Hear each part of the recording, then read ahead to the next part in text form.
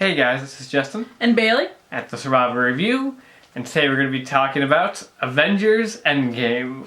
Spoilers and all.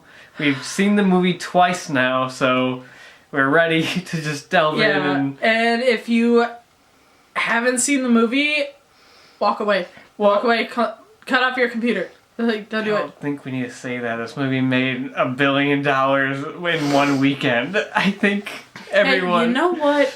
There are people out there. I know, but I think everyone whose priority it is to see this movie has seen it by now. Let's just say, my God, what a roller coaster this was. Yeah. What just mind-blowing stuff. First, we're going to talk about how the movie began. Oh yeah, because the movie opens in a very cheerful, happy way. It's cheerful, it's nice, like Hawkeye's with his family. He's teaching his daughter how to shoot straight, like shoot the arrow. You know the moment the scene opens, you're like, oh, I know it's gonna... Yeah, you knew exactly what was gonna happen. But, yeah, he turns around to get the arrow, and all of a sudden his daughter's nowhere to be found. So he turns around, his 2 sons and his wife, gone. You just see the dust floating away. Got the Marvel logo. Yeah. That's the opening of the movie, which was fantastic. The entire time you were just logged into this going, oh no. Yeah. Oh no. That Oh no. everybody's. You're hoping at least one is gonna be left. No, it's everyone. His whole family dies. Yeah. And you're just sitting there like, really? That's how you open a movie. Did they just do this to me? So, the movie picks up with the Avengers, or whoever's left, not knowing exactly what to do. It's been 23 days after the snap. Yeah. And Iron Man is stuck in space. Yep, him and Nebula. Are stuck in space, and he makes the log. Everyone saw that in the trailers. Oh my god, what they didn't exactly show in the trailers is that how skinny he looks. Oh yeah. He looks like anorexic. The effects are great. It really is. Like, skinny and just so tired and just... Like he's about to die, really. Yeah, it looks like he's about to die. We'll get to that later. And then, yeah. And then when he's just asleep and just like really weak, he sees a bright light and it's Captain Marvel. And there's, you know, random Captain Marvel. Marvel saves the day. And she comes in, she brings him back, and oh my god, Steve runs up to him. Captain America runs up to him, and all he says is, I lost the kid. And my heart stopped when that happened. I just was kind of like... Ugh. Yeah, I'm not saying Robert Downey Jr. is a bad actor. He's always been a great actor, but... You know, he's always kind of like coasting off of the Tony Stark persona. He fully put his all into this movie. Really, yeah. I noticed that even again in the second watch. Like, there's so many scenes in this movie where he just puts his all into the acting, into like certain moments. And like one of the best examples comes right early on, the scene right after, where he's talking with Captain America and everybody, and they're catching up and stuff. And he still doesn't forgive Captain America or anything. He's not just like, oh, this bad stuff happened, we need to work together. He's still just pissed off at Captain America. And he just goes at him about how he wasn't there. Yeah. And he should have been. And... That was a great scene. Robert Downey Jr. truly put his all into this movie. And it wasn't what you would usually see as Tony Stark. Yeah. Tony Stark, you think goofy, sarcastic, like... just a smartass, like you just... That's what you think when you think Tony Stark. In this movie, he has lost so much, and he literally had Peter, who was like a son to him, crumble away in his arms. Yeah. He's seen some shit, and he's been through some. And Robert Downey Jr. really puts that into his acting. Like, he really puts the whole... I can't do this anymore. Yeah. Like, I'm done. I'm mad. I can't do this anymore. To add to kind of, like, the unpredictableness of this movie, like, really quickly, like, you realize where Thanos is. So they're like, okay, let's go get them. And all of a sudden they're on their way to get Thanos. And you're like, wait, this movie just started 15 minutes ago. Yeah, you're really confused because you're like, okay, I thought they weren't going to get to this until later. What's going on? Yeah. Well, they find him and they try to get the Infinity Stones from him. When he tells them he has destroyed them, out of nowhere, here comes Thor with his big axe. Yeah, it just cuts his head off. Just slices off his head. And oh, the one-liner though. Oh, the one-liner that deserves a mention. Slices off his head, and they just go, "What did you do?" And he went, "I went for his head." Yeah, I went for the head. I loved that because when that happened, I was like, I don't know where this movie's going after this. I don't know where it's going, but I'm loving it. I thought the whole movie was about them trying to defeat Thanos, and they just did. But then it just cuts to black and says 5 years later. Yeah, so everybody you love and know in this universe has been dead for 5 years. Let's just make that known. Yeah, and I really like the scenes after. This is where kind of the first act, kind of slower pace of the first act comes in. Yeah. Which I really like the way they handle it. You see, like, you know, Captain America's at, like, those meetings talking to people about stuff about trying to move on. Trying to move on from, like, the snap and everything. Yeah. And all that stuff. But then, in a very awkward, plot-convenient way, a rat steps on the controls to the quantum realm machine in Scott Lang's car. Yeah, let's go with Ant-Man. So, here's Ant-Man. Give a lot of props to that rat or else we would be screwed. We really would be. I mean, without Ant-Man, Ant-Man actually played a very big role in this movie. Surprisingly enough, as, you know, kind of I mean, ditzy as the character is. I mean, it was to be expected because you had to guess something had to do with the quantum realm and all that kind of stuff. He plays a lot bigger role than I anticipated because I knew it would have to do with the quantum realm in some way, but I wasn't sure exactly how they would get him out of there. And then apparently it was a rat. Yeah, it was a rat stepping on the controls. I mean, and then him saying help with a sign. Like, yeah, I mean, there's plot conveniences throughout these movies. Oh, yeah. It's not the worst thing in the world. Marvel. But like when you have a 3-hour movie, you gotta just get him out of there really quick. Chase. So basically, he comes up with the idea that basically he's been gone. You know, he's been gone for 5 years, but it only felt like 5 hours. Yeah, and it's even more depressing because when he gets out of there, he has no idea what happened. So the big plan that they have to bring everyone back is kind of what a lot of people theorize it would be. Time travel! It is. But it's done in a really clever way, which I really liked. It actually is. Which is surprising. Basically, well, first off, I like their rules of time travel. Basically, that, like, what they do in the past just creates an alternate timeline. It doesn't affect the current timeline. Which I really like, because, like, whenever I was, like, theorizing about this movie, like, beforehand, I was always like, if they go back in time, I don't want them to kind of, like, mess with the plots of the other movies and then make those movies feel irrelevant. There's only one thing wrong with that logic. And it bothered me, and I'm going to let you guys know. They send Captain America back to put back all the Infinity Stones. All as well. But he stays back there to stay with Peggy. Mm-hmm. And it shows them having their dance finally, and it's adorable. It's awesome. But this is where the timeline's all messed up, because Captain America, and actually in the timeline that we know, needed help from Peggy's granddaughter. So he worked alongside her, and now she does not exist because they got together. She doesn't exist in whatever timeline he created when he went back. But that timeline fuses with our timeline because he's still with us.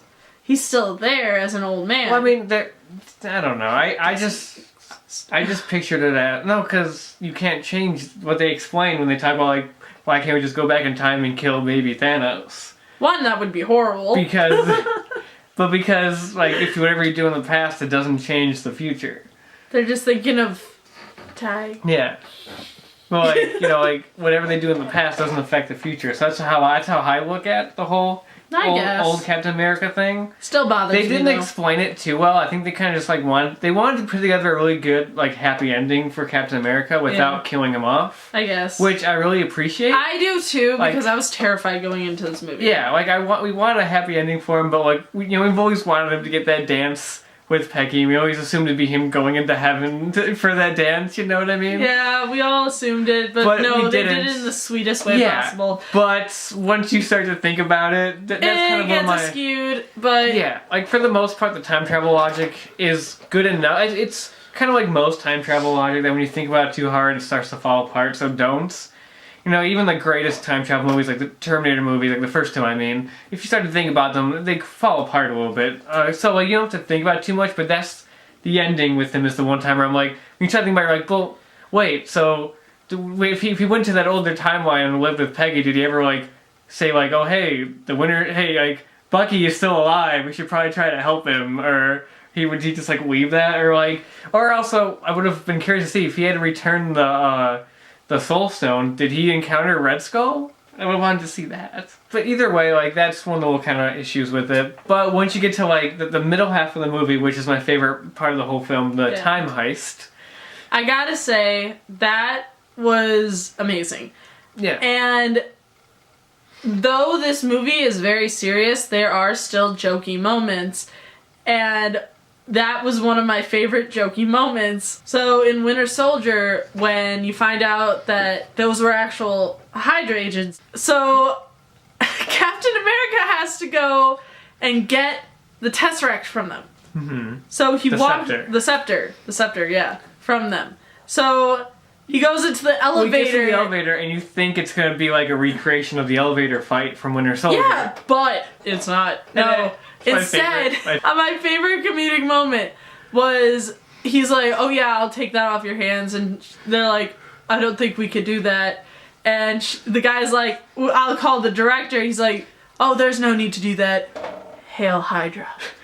And the guys just give it to him. They just, oh, okay then. And just hand it to him. And he just, it shows him cutting, just walking away with it. It also helps that Winter Soldier is still my favorite movie in the MCU, so, seeing him walk into the elevator with all, the same guys, I'm like, okay, what are they gonna do with this? And that's how they do it, it's perfect.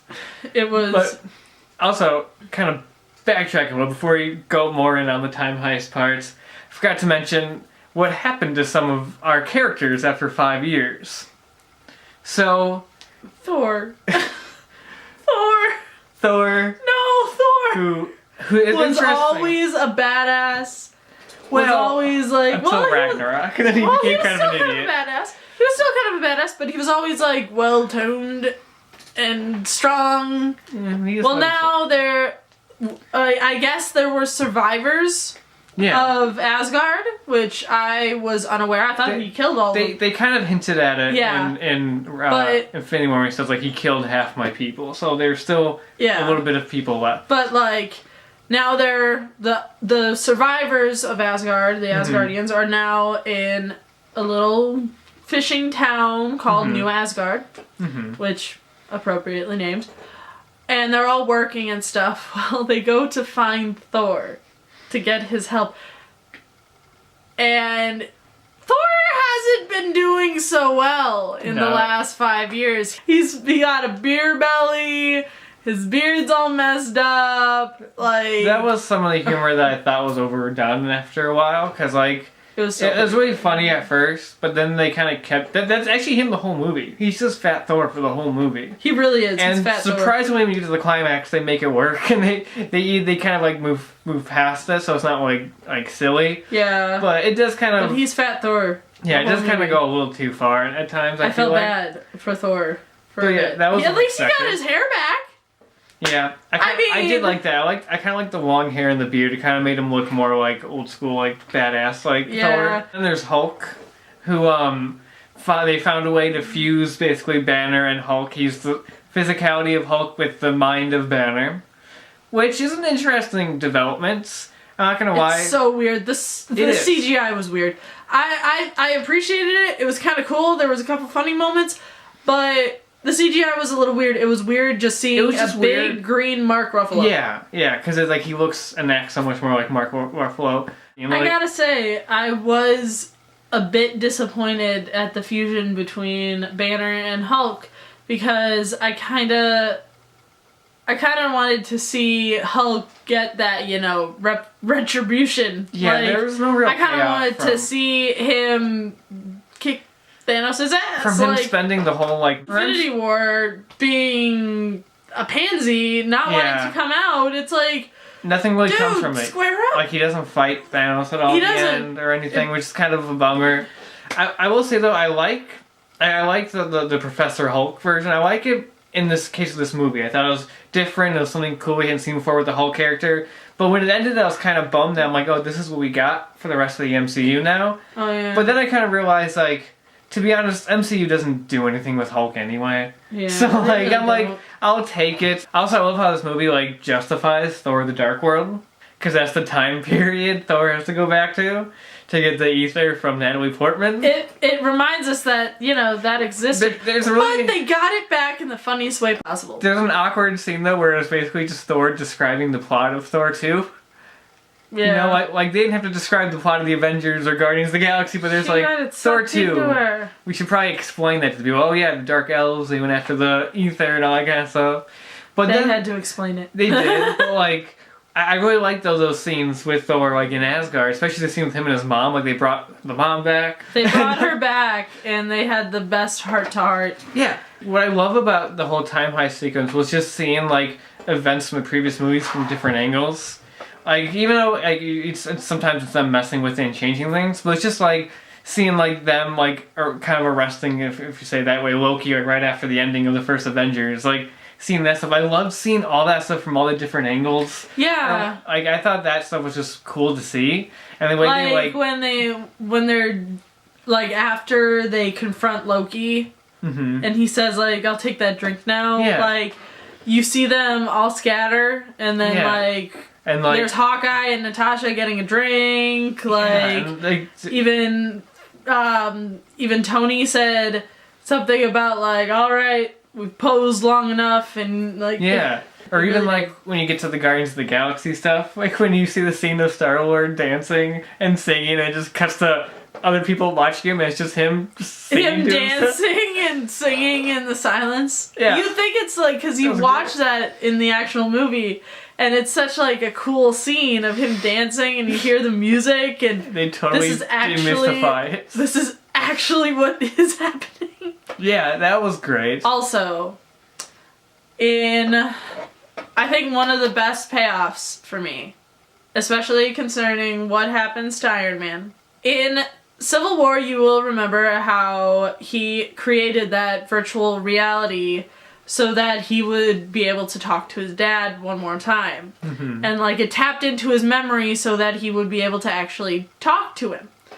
Well, that's kind of all he ever wanted because of what happened right after they left. They died. He never got to talk to them again. Mm-hmm. When they go back for the Tesseract, they go back to the 70s. he ends up running into his dad, and they have a heart-to-heart, and he finds out that this is the moment that his mom is pregnant with him. And that's another scene where Avengers just acted the shit out of it, and it was great. You could really see the emotion behind it. That's also one thing I forgot to mention is 5 years after the snap, Tony has a kid now. Yeah. So he was all skeptical. Morgan. He's so skeptical about doing the time heist because he's I know things didn't work out for a lot of people, but I got something good out of it in a way. Since then I've actually had something good. And I don't want to mess that up, so that's why he's so skeptical. Yeah. Also, what I liked seeing was in 2014, seeing Thanos and Gamora and Nebula, what they were doing at that time. Oh yeah, Evil Gamora was weird. Yeah, and just getting more insight on other events that are happening during that time. I like seeing that, and also, of course, that kind of brings to the one thing. So going into this movie, she was all oh, I hope they bring Gamora back. Because the Guardians need I was Gamora. All they should keep her dead because they need Gamora. That death, you need to have weight to that death scene, and it wouldn't have any weight if they brought her back to life. Because you just watch that scene again and you'd be like, oh, okay, cool, but she comes back. Well, you knew she was gonna come back anyway. But you never know, because the pre-snap people, like, Loki's still dead and, like, Vision's still dead. We don't know that yet, because I theorize that he's actually still alive. Well, he is still alive in the alternate 2012, where he got the Tesseract and went away. But that's an alternate timeline. That's not our current timeline. So they just, by doing this, created multiple alternate timelines? Basically, because when they go back into the is that going to create more movies, them traveling to those alternate Honestly, timelines? I don't know if that Loki thing is the setup for the TV show. Maybe I don't know. Alternate timelines. But like, well, how they were able to bring Gamora back, but keep her dead, is because during the big like battle at the end when Thanos. 2014 Thanos travels to our time. Yeah. He brings Gamora with her, and she lives at the end. So they brought Gamora back, but still kind of kept her dead. Because the Gamora and Nebula both came back. Yeah. But our Nebula, who is now kind of he's a good guy. Good guy. Ended up killing old Nebula. Who would have thought watching the first Guardians that like Nebula would have one of the best character arcs in this series? She actually really does. Like, weirdly enough, like, but you can truly understand why she is the way she is. Yeah. But she ends up killing the old Nebula. Yeah, the 2014 Nebula, the alternate 2014. Her and Gamora like make up. Yeah. The Gamora that we know and love from Guardians 1 and 2 is dead. But now we have a new Gamora. I'm like, okay, I guess I'm okay with that. Which is gonna create some drama because like Quill tried to give her a hug. Yeah, and I feel like kicked him in the nuts. That's probably what Guardians 3 is gonna delve into some of, is him probably trying to find Gamora and trying to kind of win her back and like, you know, convince her that like they're in love. Like, yeah, I mean, okay, something. At least it's not just like technically they are, but she has to. Like, at least it's not just like she's back and they're gonna go on a new adventure together. Like, I'll give it that. Yeah, but like it's not gonna be that. What I love is like all the cameos they were able to get in this movie, and I love I think that's the cool thing about it, is that they were able to get like people in just for like quick scenes. You got Natalie Portman back, surprisingly, even though I read online that the actual footage of her was like deleted footage from Thor 2, but they got her back to record a couple extra lines, which is interesting because you thought he was just gone after that movie. And then the one that was my favorite and the one that surprised me the most, and this is, you know, coming from a Winter Soldier fan, is that they got Robert Redford back to play Alexander Pierce. Like, at first off, I was still in shock that they got Robert Redford to be in Winter Soldier to begin with. Yeah. But the fact that they actually got him back just to cameo in one scene in this movie was like the last thing I ever expected them to do. So like, story-wise, this isn't like a holy crap, it's Red Skull type of cameo, but to me it was really cool. They brought him back for like one scene. I was like, okay, I like that. So I don't know, I just like that this movie was able to do that and just bring all these actors back for one scene. It just made it feel like something big and something special. Because this is it. It's big, it's special. Yeah. It's the end of an era.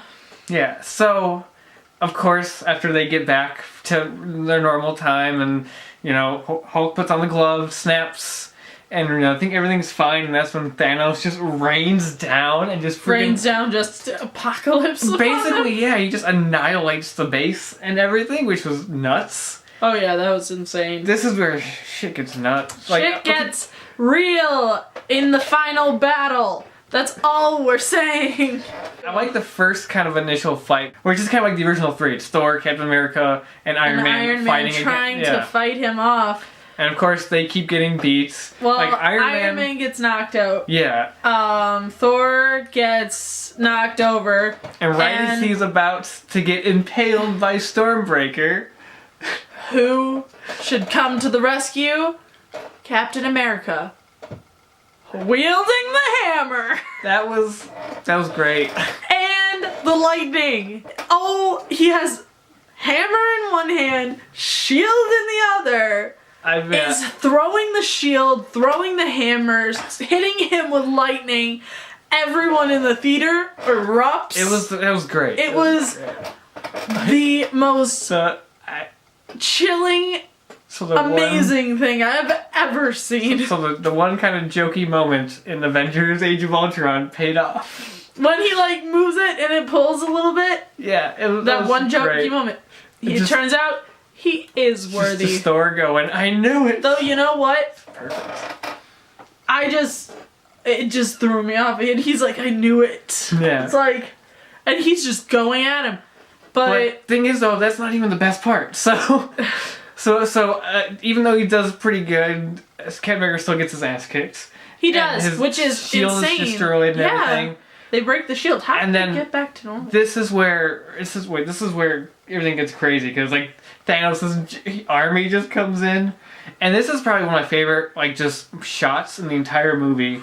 Before that is Captain America just standing up and facing Thanos and his army all by himself. He just faced them alone because he knew someone had to keep fighting. That shot is like probably one of my favorite shots right there. It was amazing.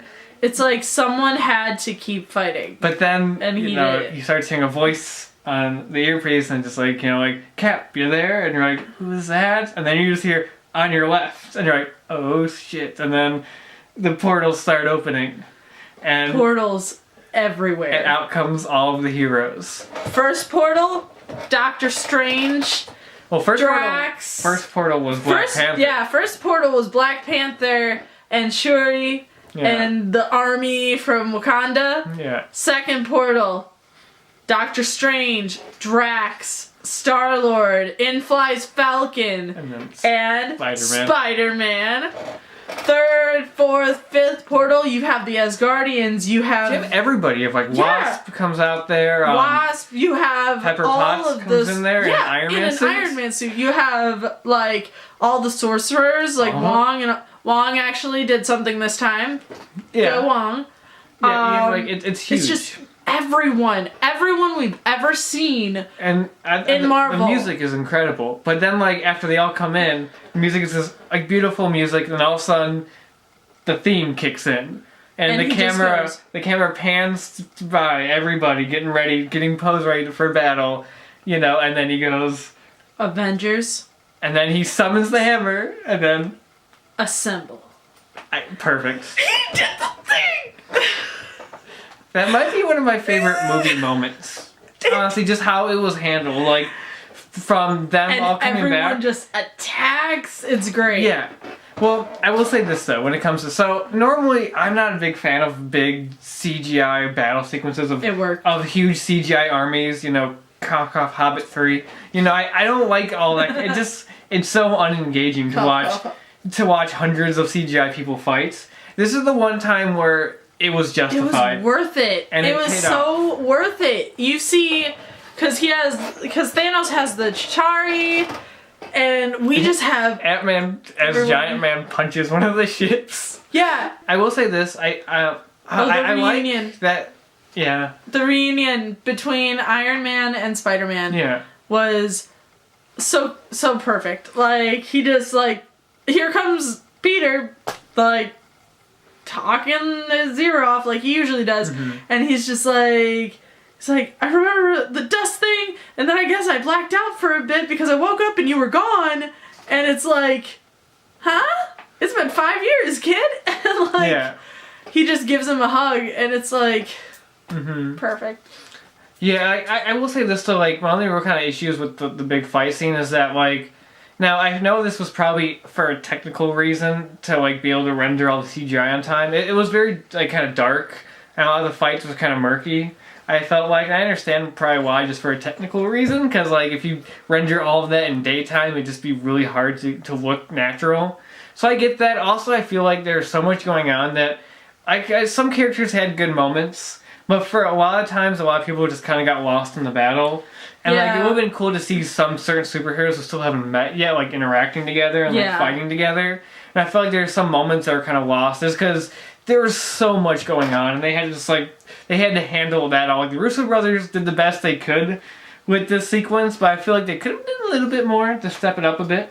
It was still the coolest thing I've ever seen. It was still great, but it could have been a little bit better. At the end of the movie, finally, after fighting and Captain Marvel came in and we haven't talked about Captain Marvel. Yeah, we're going to talk about that in a second. Maybe because she wasn't in the movie for most of it. That's not a negative for me. I mean, me either, but I'm just saying. Anyway. Made a big deal about Captain Marvel, and she's barely in the movie. But... Anyway. More interesting notes. Yeah, on a more interesting note,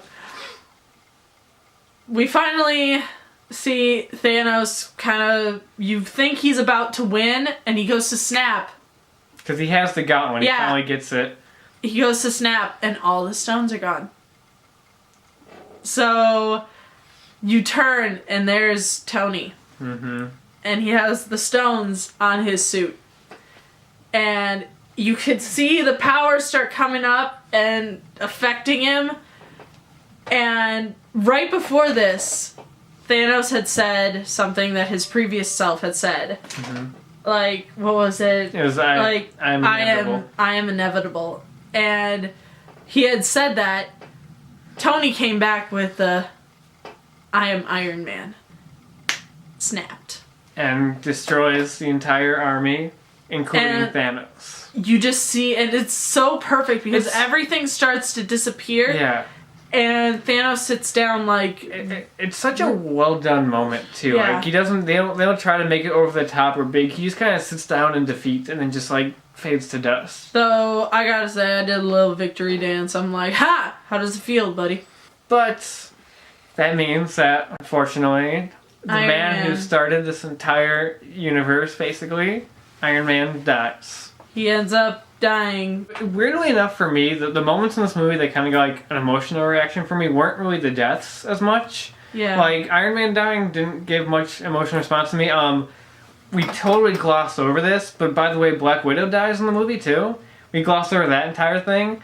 But, like, Black Widow was never a huge character to me, so that did... They had to, like, her and Clint had a big fight. Weirdly enough... Because they had to get the Soul Stone, so one of them had to die. Weirdly enough, during that scene, like, I was like, oh, it's gonna be Hawkeye, of course. But I didn't want it to be, because I've slowly grown... Because he has a family. Well, not only that, I've just grown to like Hawkeye as a character. So I was like, oh, it's probably gonna be him, that sucks. But then she died, and I was like, oh, okay, that's better. But what really got me on an emotional level during the movie was, like, a lot of the, like, the reactions to stuff. Like... A lot of the reunions got me, like you said, Spider-Man reuniting with Iron Man got me, or even his reaction to Iron Man's death got me. But also the one that got me was Ant-Man seeing his daughter for the first time. Like, that's in 5 years. Paul Rudd, you know, he's a comedic actor, but he acted the crap out of that scene. Like, you saw like all of the ranges of his emotion of like one being being happy that she's still alive, but then being sad that like she's aged and all that. It's like you saw all the ranges of emotion in that one moment. He missed 5 years of her life, and it's like it's depressing.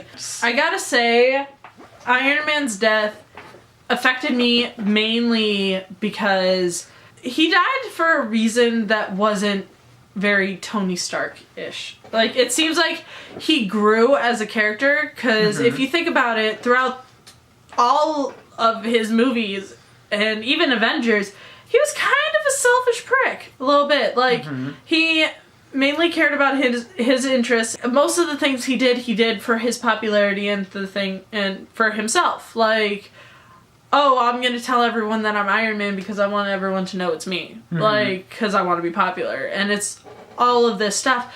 But he willingly gave his life. He even knew he was leaving behind his wife and daughter for a reason that wasn't selfish. Yeah. And it seems like his character really grew in just 2 movies, basically. Yeah, no, like, I thought it was well done. And I mean, it was fitting for him to go out that way since, like, this is the end of this storyline that basically he started. Yeah. So I thought it was fitting that. I thought it was well done. Like I said, we were all expecting Captain America to die, so that was kind of a good switch. Yeah, I would have cried if Captain America died. I like Iron Man, but if Captain America had died, I thought he was gonna. I swear, I thought he was going to when he got knocked down by Thanos during the battle. I thought he was gonna come up and like kill him. I was like, don't do it to me, please.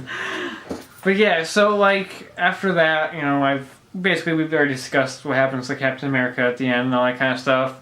There is one thing that I'm not sure how it's going to pay off or work in the other movies, because after that, Thor decides to join the Guardians of the Galaxy, which is something that I'm not too big on. Like, it all depends, because like I really hope he's not like a main character in Guardians 3.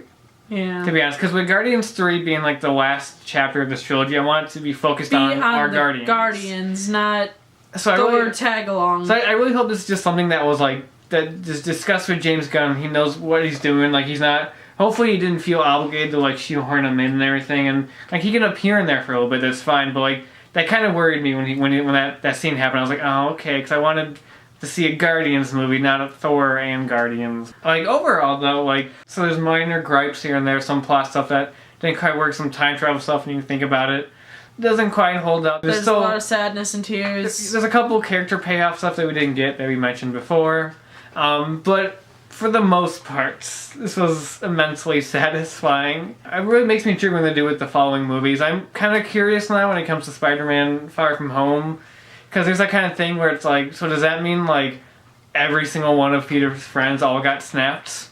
Because they meet up back in school. Because it's 5 years later and they're all going to be still in high school if you look at the trailer for Far From Home. So I hope this movie addresses that. Yeah. Because there's probably... Also, I am curious to see, because at the end, when Captain America is now an old man, he hands the shield off to Falcon. Yeah, so now he's going to be like the next Captain he's going to America. be the next Captain America. Yeah. Which is interesting to me. I want to see where they go with that, because I, for one, thought he would give it to Bucky. Yeah, that's the obvious one. I know it's the obvious one, but someone who knows how to wield the shield, I guess, and knows, like, basically the same combat as Captain America, you would think that he would be the obvious choice to inherit it.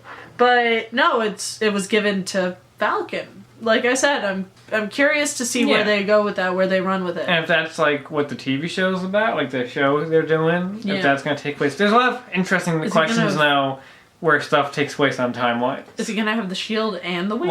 Like, is the Falcon and Winter Soldier show set after all this, like when he becomes Captain America, or like, so now I guess that Black Widow movie is confirmed to be a prequel, because it would have to be at this point. You know, she's dead. So it's really interesting to see, like, moving forward and what they announce and how they continue on. This was a good conclusion to the main storyline. In fact, it was so good that, like, if this actually was, like, the last Marvel movie, as much as I love these, I'd be okay with it, because everything was handled so well. But it's really interesting to see going forward how they, like, handle this kind of stuff. Makes me intrigued to see what happens. Yeah, it makes me really curious as to where they're going to go with the MCU now. Yes. Also gotta point out, I love how they pulled in Star Trek 6 with the end credits. And the best part was we saw this with Sam, and when they started doing that, when they started to show the main Avengers, like, they signed their names on screen, and really, me and Sam turned to each other at the exact same time, we're like, they're Star Trek 6ing it. And I just thought that it was a cool little thing. I like when they did it in Star Trek 6, I really like when they did it in this movie. It made the end credits very fitting, and I liked it. So that's Endgame. That is Endgame. A lot of stuff. It's been a journey, guys. 11-year journey. Getting teary-eyed over here. It's been a journey. 11 years. 22 movies. We've loved, we've lost. They've kicked our asses. And we're gonna come back for more. So. And we're gonna keep watching. Why not? Does that make sense? Because unless you're Sam, you know, these are fun movies. So yeah. Yeah. That's all we have to say about Avengers Endgame. I mean, there's probably more stuff that we missed, but this is enough. Sam, you need to start liking more movies. Yeah. You cynical son of a bitch. Yep. Anyway, until next time, we'll talk to you guys later. America's ass. We didn't mention that. We didn't mention that. You know what? Captain America has a great ass.